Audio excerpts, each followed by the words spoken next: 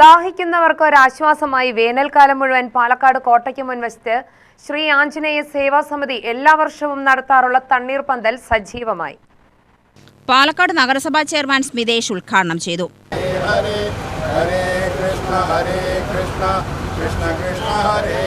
ഇത്തരത്തിൽ വേനൽ കടക്കുന്ന ഘട്ടത്തിൽ ഈ ഒരു ശീതളപാനീയ വിതരണം സൗജന്യമായി നൽകുവാൻ വേണ്ടി എത്തിച്ച ഇതിൻ്റെ ആഞ്ജനേയ സേവാ ട്രസ്റ്റിനോട് ഞാൻ എല്ലാവിധ നഗരസഭാ ചെയർമാനും കടപ്പാടും ഞാൻ അറിയിക്കാൻ വേണ്ടി ഈ അവസരം ഉപയോഗിക്കുകയാണ്.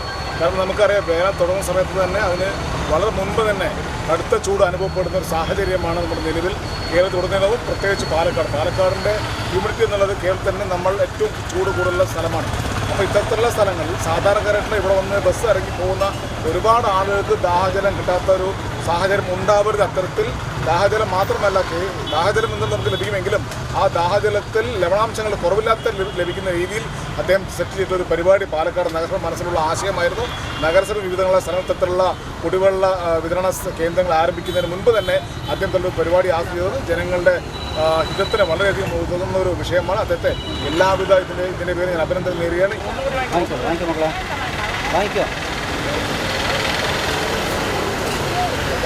സേവാസമിതി general secretary V Kashi, K Suresh Babu എന്നിവർ സംസാരിച്ചു.